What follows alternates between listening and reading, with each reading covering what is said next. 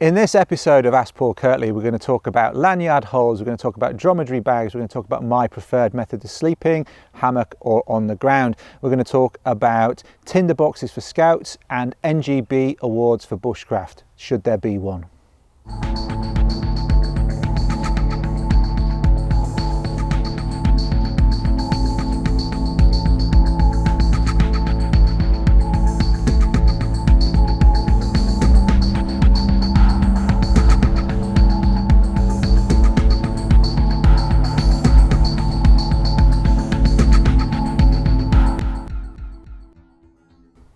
Welcome to this episode of Ask Paul Kirtley. It's episode 10. I can't believe we've made it to 10 episodes already.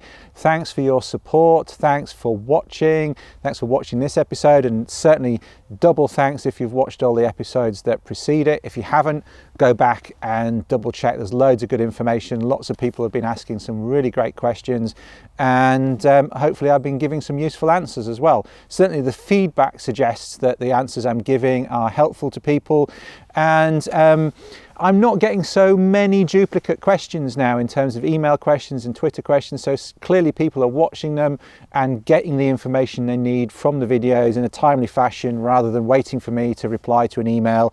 It might take me some time to reply to if I get around to it at all. My email box never seems to get any smaller. So I think this is working for everyone. So thanks for your support. Thanks for asking the questions. Keep the questions coming. Twitter, Instagram, SpeakPipe via my blog, and emails as well. Try and keep them quite short and concise. I can get through more of them. You can always come back and ask other questions at other points in time. I'm happy. You don't have to just ask one question once forever. You can come back and ask various questions in future as they occur to you as well. And I know there's a few lurkers out there. There's a few people who've not commented or have not asked me a question yet.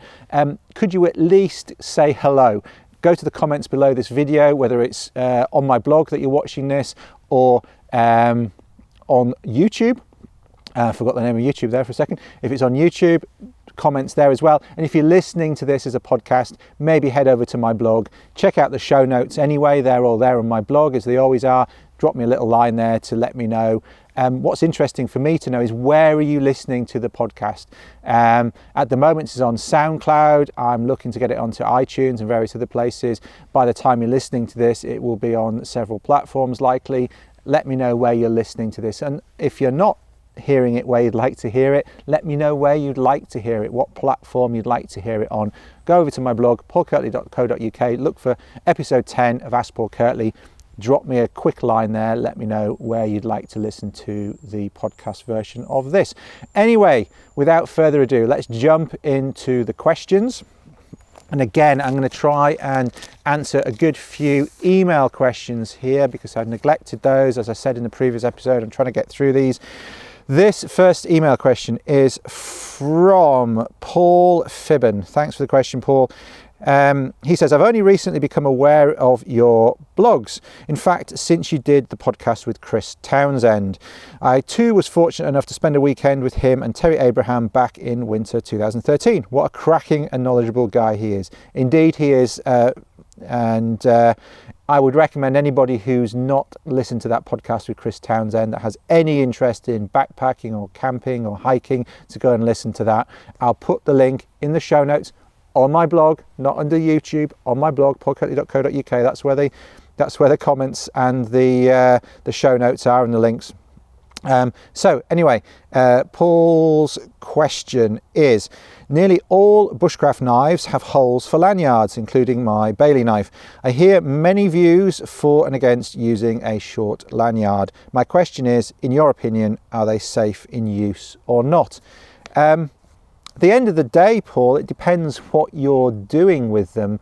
I know there's a second part of your question here, and I will come back to that, but the main part really, I think, is this one. It depends what you're doing with them. Lots of things with a knife can be made safe or unsafe, depending exactly what you do with them. I have to say, I've rarely, if ever, felt the need to have a lanyard on any bushcraft knife that I own, or any knife that I use for general campcraft and bushcraft purposes, woodcraft and carving. Most of the knives that I've had are woodlaw knives, woodlaw instructor knife, lighter weight knives, such as the one that I've got from Bushblade, the PK1 knives from Raven Armoury. They've all had lanyard holes in them. My knife design has lanyard holes in them, not because I necessarily really use one, but I know other people like to use them, and it's something that is easy or relatively easy to put on there just in case people want to use them. I know there are various methods of trying to do reinforced grips or securing it to your hand, and that can work for some people, particularly if they've got weak hands. But personally, I don't feel that I need that extra support. I've more felt the need to put a lanyard on an axe sometimes, but that's only in very, very specific circumstances, and that's where if I dropped the axe, and it's typically in snow and icy conditions or near water, if I dropped the axe, I would lose it, and that it would typically go into water, or it would go off the side of something where I wouldn't be able to retrieve it. There's a real risk when you put a lanyard on an axe, and if you let go of it, you've then got a three-dimensional pendulum with a very sharp edge on it swinging around on the end of your arm that can come up towards your elbow, go down towards your knee, depending on the length of the axe as well. That's extremely unpleasant if it comes into contact with you. Most circumstances, it's much better to let the thing drop to the ground, and I would say most circumstances with a knife, it's better to let it drop than it is to have it swinging around on your wrist. That's my personal view. I don't feel I need a lanyard for grip strength or to reinforce any hold on a knife, and I don't generally feel that I'm ever really using a knife in a situation where I might drop it. Clearly with survival knives, they've got holes in them for making them into spears and all sorts of different ideas like that. I'm not talking about that sort of thing. I'm just talking about a hole through the top of the handle to add a little lanyard on. Most of the time, personally, I find this superfluous, and I was having a similar discussion with somebody else recently who was of the same opinion. They use a knife a lot, they never use a lanyard hole. That's my view. Other people may have different views, and that's fine. Just going to wait for that plane to go over. And the second part of your question there, Paul, it's a quick one really. Being into lightweight hill walking and bushcraft, I have the same lightweight sill nylon tarp you do, and that's the Integral Designs sill nylon tarp, which is a very good little tarp. It's similar size to the Australian hoochies and about a quarter of the weight. When you set this tarp up on your video, I'll put the link in the show notes for those of you that want to see that video. I noticed, maybe wrongly, you didn't use a single tree-to-tree paracord, but two fixed to each end of the tarp. Is there a reason for this? Keep up the good work, Paul. Loving your stuff. Thank you, Paul. Glad you appreciate the shows, and I hope you've appreciated the shows in between you asking that question and me answering it. Sorry it's taken me a while to get around to it. Yeah, it's a lightweight tarp. The reason I'm carrying it is to minimize weight, and it might be slightly anal, but a cord from the tarp to the tree and from the tarp to the tree is lighter than a cord all the way along. It doesn't have loops along the top, my model doesn't anyway, to hang it from, so there's no real advantage. There's one advantage, but there's no massive strength advantage to having it strung underneath a cord. The one advantage to having it on a cord, even with just two end fastenings, is that you can slide it backwards and forwards a little bit to position it where you like between two trees. But frankly, I can do that just by tying the knots in slightly different places and adjusting it if I need to. So it saves me a bit of weight. It saves me a little bit of hassle in terms of entanglement, because I can just I can just hang up the cord on each end of the tarp and leave that hanging. I don't have to sort of wrap the cord around the tarp once I've finished. So it's speed and convenience to get it back in the stuff sack, lose a little bit of weight. And also, just incidentally, I noticed you say paracord. I don't use paracord for that tarp. I use 2mm cord that's a lot thinner. It's still way strong enough, and it just again drops the weight. Remember, that whole setup, as you well know, is about being lightweight, so I try and just shave those things off where I can. And you know, if anything, you can have slightly longer guy lines if you want to, so you've got a bit more flexibility without increasing the weight or the bulk of the tarp. So that's the reason why. Just, you don't need it, and it just saves a tiny little bit of weight. Okay, next question. So I've got two questions here. I remember reading through these before, two that are very, very similar. So I'll answer them together, guys, if that's all right. First one is from Michael Turner, and he asks, which sleeping method do you prefer, on the ground or under a tarp? Sorry, I read that wrong. Which sleeping method do you prefer, on the ground under a tarp or in a hammock with a proper top quilt, under quilt, and also why? So that's a question from Michael Turner. And also I had a question from Stuart Fisher, who said, which would be the most comfortable, sleeping on the ground under a tarp or sleeping in a hammock under a tarp, and why? Really enjoy your blog with great insights. Keep up the great work, Stuart. Well, thank you, guys. Thanks for the question. The answer really is to the bit about which one's more comfortable. That's a subjective answer. It's a subjective thing. It depends on you. I know some people who swear by hammocks. I know some people who swear by sleeping on the ground and really don't like hammocks, and some people who don't mind either way. Some people say they prefer sleeping in a hammock in the summer because it's cooler. Other people say they prefer winter hammocking. So there's clearly an element of personal preference there. So I think you can't say emphatically and objectively that this is one way is better than another for all people in terms of comfort anyway, because we're all built differently. Personally, when I'm in the UK and when I'm in places where there are not biting insects or snakes or anything I need to worry about on the ground, I'm very happy being on the ground. To me, it's a less fussy way of sleeping out. I find hammocks somewhat irritating to get into and out of. I find the paraphernalia overcomplicated in some circumstances. And so I'm happy with a tarp, a bivy bag, a sleeping mat and a sleeping bag. I'm happy with that.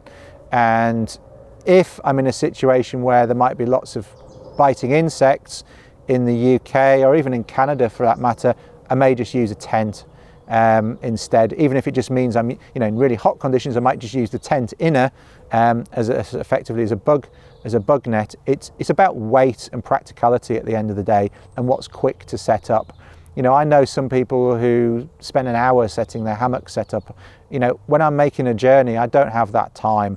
We've just come back relatively recently from a canoe trip in Canada, and you just don't, you're paddling all day.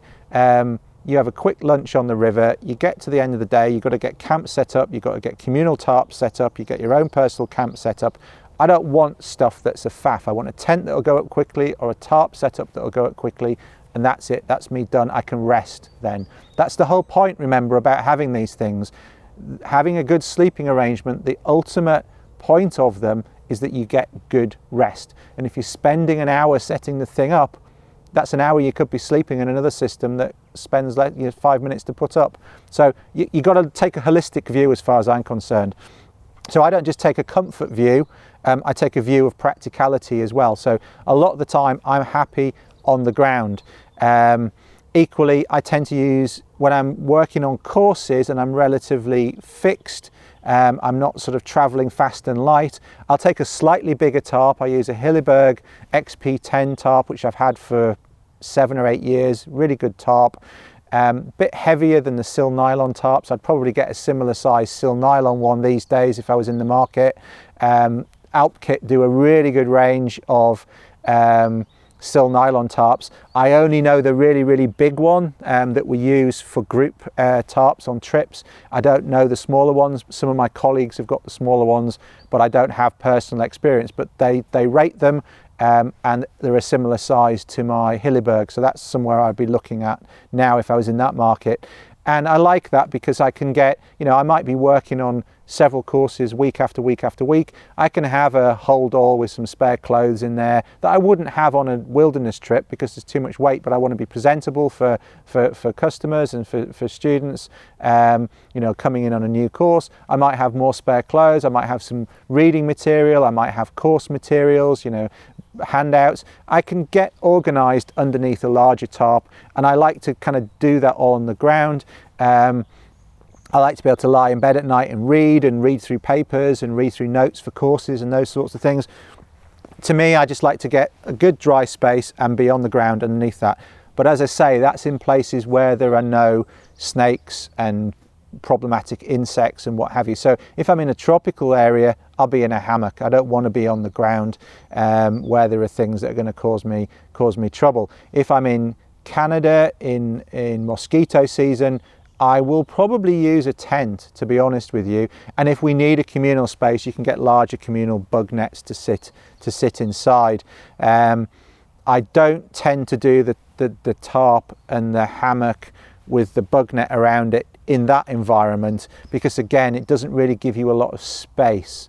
It gives you a good place to sleep, but it doesn't give you a lot of space. I prefer to have a tent, even if it means I have all the flaps open in summer to get some breeze through it, or even just use the tent inner to provide a bug-free zone.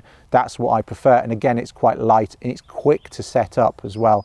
A lot of campsites where I paddle in Canada in the Canadian Shield when I go canoeing, some sites have got great places to have a hammock. You know, you could have a hammock there right on the edge of the river or whatnot, but other places are quite open, they're quite rocky. You know, there might be a rocky promontory that gets a bit of breeze so that they're bug free. There's not really anywhere to put a hammock up there, or one of you might get a hammock up and the rest of the group might not. So I find tents more flexible for that. And then in terms of comfort, personally, I don't like sleeping in a kind of banana shape. Even if it's slightly banana shape, it doesn't do my back any good. I find I get a stiff lower back. It's the same with soft mattresses. If I sleep on an overly soft mattress, I start to get a stiff back and I have to do a lot of stretching in the mornings, which I can do if I'm in a hotel room or a B&B or something, but it's harder to do if you're on a trip. You don't necessarily have the time before you have to move on. So again, if I can, I like to sleep on the flat.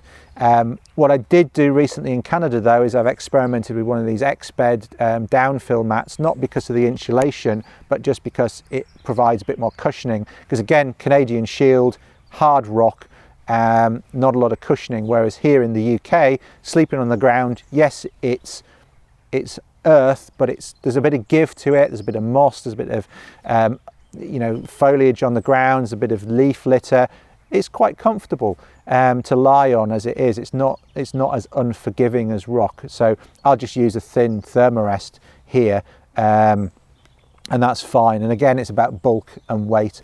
And I like a sleeping bag, a good sleeping bag. If I'm traveling, I'll use a down bag. If I'm more static, I'll use a synthetic bag. Again, that's down to weight and bulk and ease of cleaning. It's easier to clean synthetic bags. So that's quite a ramble through, but generally I like sleeping on the ground because I like a hard flat surface, unless I have to be up off the ground to be away from things that are going to cause me problems. If there are no real problems with biting insects, I'd like to have a tarp and I like to be open. I like to have the fresh air. I like a dry space underneath. And if there's issues with biting insects, I tend to use a tent. And those are my preferences, but that's a personal thing. I'm not being prescriptive, I'm not being dogmatic. I think you have to experiment. I spend hundreds of nights sleeping outside a year in different places, from the Arctic north in heated tents, under tarps, in tents, out under the stars, you know, in hammocks. You know, there is no one way that I do all the time, but as I say, if I have a preference, I just like a hard flat surface. That seems to do me absolutely fine. Hopefully that answers your question. I'm not sure it does, but it tells you what I like doing anyway. All right, hopefully this is a quick answer, because it's quite a quick question. This is from Thomas, and Thomas asks, may I ask what size MSR dromedary you managed to fit empty into the 12 centimetre billy can? Thank you, best regards, Thomas. So I think this is a reference to one of my videos where I talk about what I carry, a standard kit that I put into my rucksack. Actually, there's an article on my blog, which is quite a few years old now, but it's still relevant. I'll link to it in the show notes. And also I talked about, in a video, I talked about how to pack all of that into a rucksack because people couldn't believe I could get all of that into a rucksack. So I showed how I do that. And inside a billy can, I take a dromedary for storing water as a reservoir in camp. And typically the size that fits into that is a 2 litre or a 4 litre. You can just about squeeze a 4 litre in, 2 litre or 4 litre. 6 litres a bit too big to go in. We use 6 to 10 litres for group dromedaries on trips. On the canoe trip, for example, got an MSR, flow, gravity filter, and we'll put a dromedary on the bottom. But personal use, 2 or maybe a 4 litre fits in there fine, just to get a bit of extra water storage in camp. And then you can crumple it down, put it in the billy can, put a collapsible bowl in there as well, put the lid on, put it in a stuff sack into your rucksack, and you've got everything you need for cooking and washing and water storage there ready to go. Hopefully that answers the question, Thomas. Okay, this question's from Joshua Denton. He asks, hey Paul, I'm thinking of making tinder boxes with the Explorer Scouts out of tobacco tins. So far I'm thinking of making char cloth for it, petroleum cotton balls and sachets of potassium permanganate and sugar, though I'm yet to try this myself. Also, maybe a buddy burner or 2 and a fire flash. Any other suggestions or advice? Yes, Joshua. First off, I would be a little bit wary of using chemicals unless it's in a very controlled way, particularly with kids. You want to be doing it outside. The fumes that potassium permanganate give off when it's oxidizing, particularly when it's mixed with glycerine or glycol or sugar, is toxic, and so you don't want to be doing that indoors. You don't want the kids inhaling it. Also, you want to make sure that those things are kept separate, so you need to store them quite carefully, because if they mix in that tinder box, you're going to have a problem, particularly if it's packed in somebody's pack or even in a cupboard at the scout hut or wherever you're keeping them. So you just need to be a little bit careful with that. Clearly you don't want that stuff to be mixed on a child's skin either, because that could cause a chemical burn. Well, it's not actually a chemical burn. The reaction between the two will cause a thermal burn, if you like, because it's an exothermic reaction. So you do need to be a little bit careful about that. I think maybe the better thing to do with that, Joshua, is get some glycerine from your cake stall, or your cake aisle rather, in the supermarket. Get some potassium permanganate. Get some old cloth, put some potassium permanganate crystals in there, drop some of the glycerine in, or the glycerine normally, crunch that up, turn it up, twist it into a little ball, put it down and go upwind of it, and it should start to smoulder. It will burst into flame, and it may even be like a little small explosion, and that will show them an example of a chemical reaction. You can link that with their chemistry lessons as well, if you like, at school. It's an exothermic reaction, etc, etc, etc. Potassium permanganate is relatively difficult to get hold of these days because you can also use it in bomb making, and there's a bit more strict control over it. You can still get it from some chemists, you can still get it online, but it's not as easy to get hold of as it once was. And I would just be I would control it more. I would control it centrally if you're doing it with it's explorers, so they'll be a bit more responsible than some of the younger kids. So that's one thing. I think petroleum jelly and so Vaseline and cotton balls, it's a good fallback. Doesn't really teach you a lot about fire lighting, frankly, because anybody can throw a spark in the general direction of a Vaseline soaked cotton wool ball and get it to light. That's the whole point of them. They're very reliable, but it doesn't really teach you a lot about the subtleties of fire lighting. But it's a good place to start, and I think if you teach it as a real fallback, it's almost like an emergency firelighter, then that's a really good thing for them to know about, because there's no point just teaching people really hard methods of firelighting all the time, because there are some methods that are really easy, and it doesn't make them less worthy. It just, you need to understand, you're not always going to have cotton balls and glycerine and Vaseline, sorry. You might need to learn how to use birch bark, or take some dried grass and buff it up into a tinder bundle. But you can do that with a char cloth. If you've got char cloth, you can drop a spark onto that, but it's still not going to burst into flame. You're not going to be able to light a bundle of twigs with it. You're going to have some other medium. So I think char cloth's a good one. You can show them how to make char cloth, and then you can actually divvy that up. They can put it into their tins. You can show them how to drop a spark onto it. And then you're going to have to take that smouldering ember that you'll get and turn that into flame as well. So there's quite a lot of learning there, which is a good stepwise sequence there to some of the skills that they might need for friction firelighting if they ever do that. So that's a good thing to have. It's also actually, as long as you keep the char cloth quite dry, a very, very reliable method of firelighting, a lot more reliable than some of the more modern methods actually.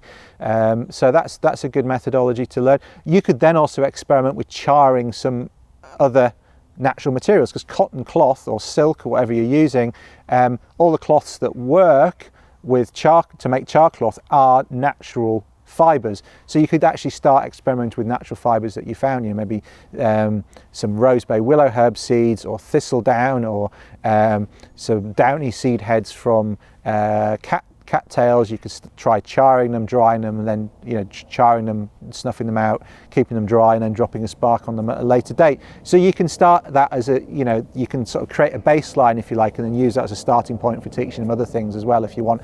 But going back to what you said, do try yourself first with all of these things. Make sure you're confident that you can get them to work yourself. You know the quantities required, you know the methodology required to do it consistently, you know the variability that can occur, different techniques that can be used with the same materials, so that you've got a fully rounded set of skills that you can deliver to those explorers as well, and they'll have a great time with it. But also teach them about being responsible with fire as well. It's very easy to get excited about fire and then not teach the response. You create a bunch of arsonists, basically, or pyromaniacs. It's important to teach them about being responsible as well. As I'm sure you know, don't take that as a patronising comment. So, right, good. We can finish with a quick speak pipe question, which I've downloaded to my phone.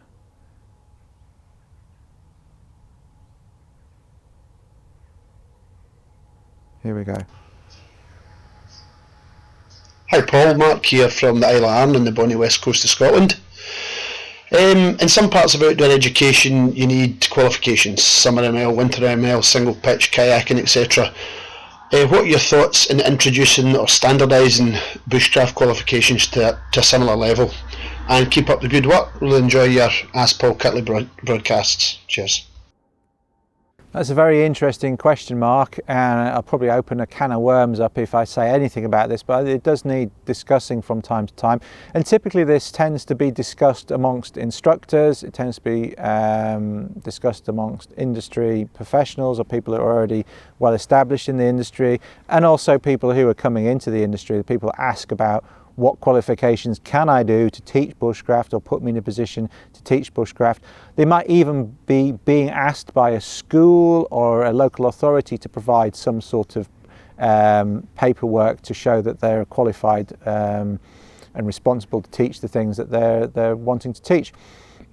And so I think there are some reasons along those lines why some sort of certification or NGB award might be useful, just because people can then demonstrate that they're of a certain level of competency to other official bodies.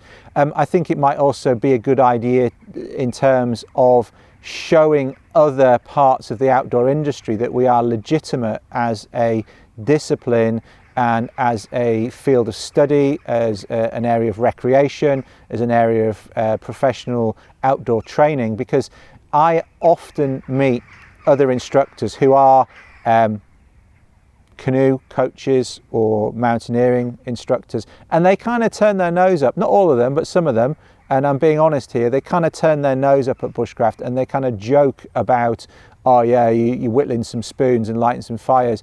It just shows their level of ignorance, frankly. It's a bit like me saying, oh yeah, you're going to coil a rope and, you know, stick a few pitons in today. You know, it's just kind of doesn't show any interest or knowledge about the breadth of what we teach.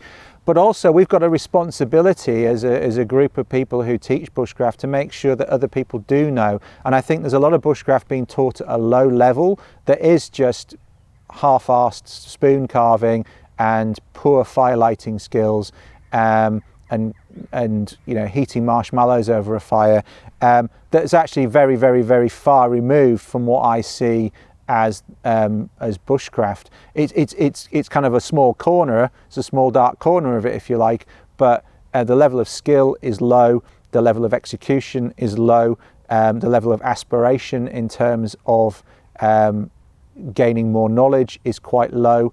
I think some people are involved in bushcraft instruction just to try and cash in. Certainly some events companies, some outdoor centres, they see it as trendy, and it's not being taught particularly well.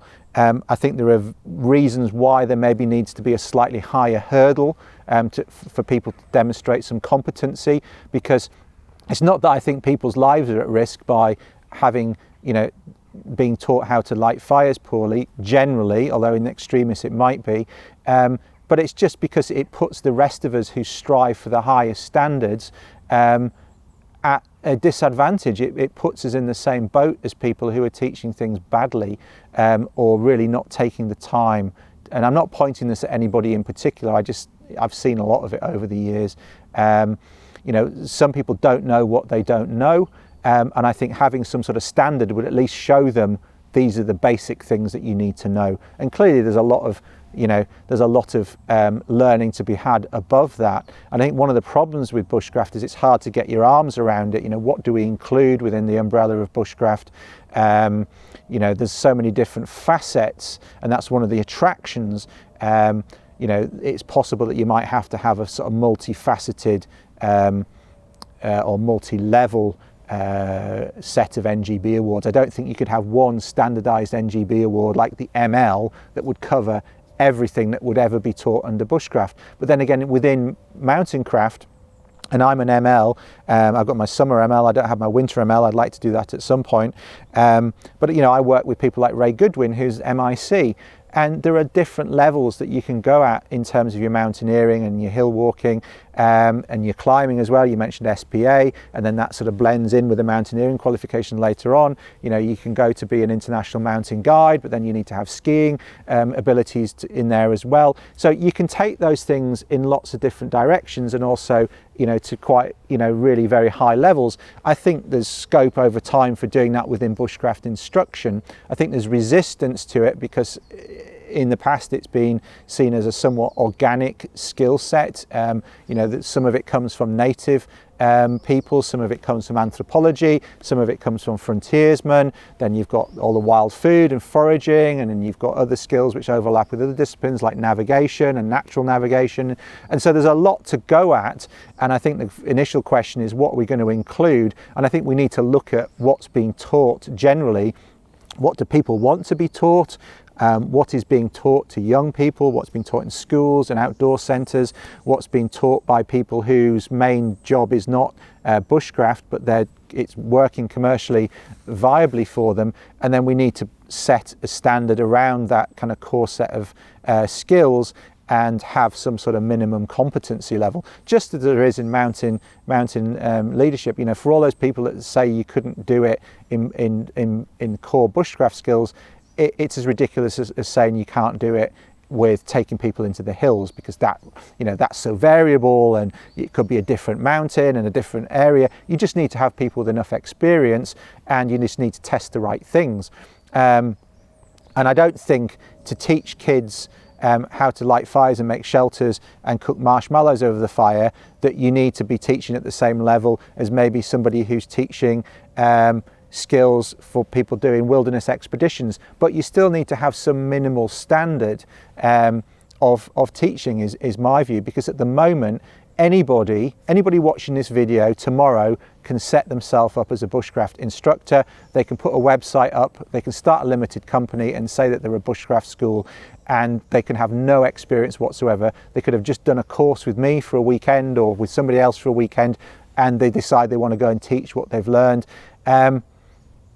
I don't think that's good enough in the long term. I don't think it does the bushcraft industry any services, because you get a lot of low-level stuff being taught. I think there should be some, and it sounds like jobs for the boys, but it's not at all. I think there should be some hoops for people to jump through to show that they're competent, because I know it works. I've done it for other bushcraft companies when I work for them, and I've done it for my own bushcraft company. I have an internal training scheme.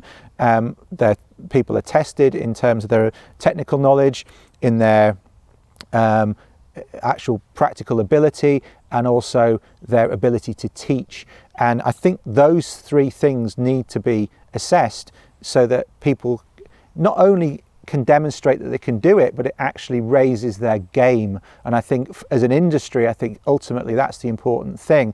If we're to stop being the joke of the outdoor industry, the weird people who wear green and smell of wood smoke and whittle spoons, we need to demonstrate that we're a much more professional bunch than generally we demonstrate that we are at the moment. I try and do that. I know other people like Ray Mears try and do that. There are other people like John Ryder and Ben and Lisa at Woodsmoke, and a few others, that Joe O'Leary, that are really striving to be as good as they can be and to be as professional as they can be in everything that they do.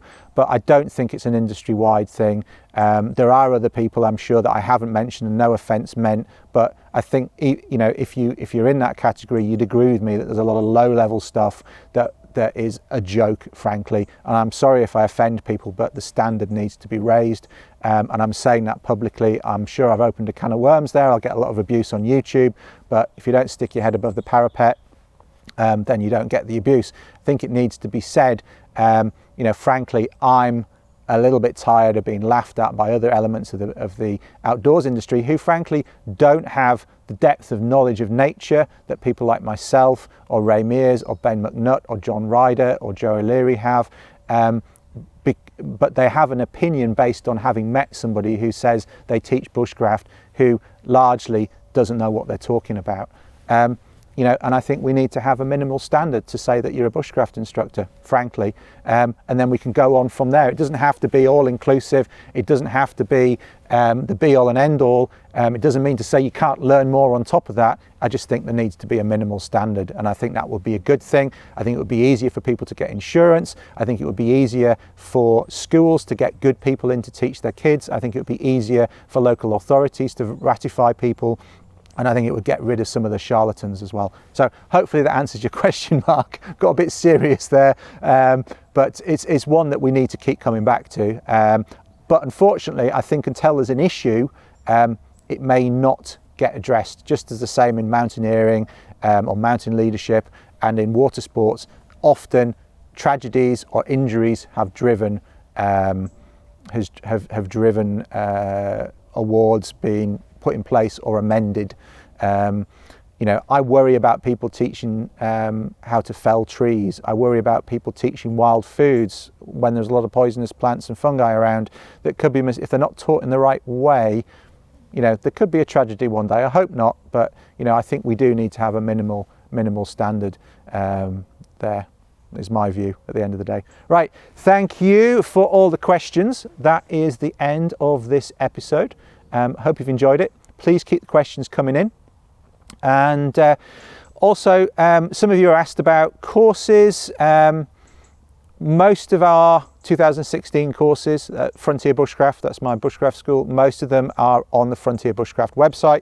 Go to frontierbushcraft.com. You can see them all there. Click on courses. They're all there. Most of the 2016 dates are up now. And hope to see some of you in the woods before too long. Take care. Cheers.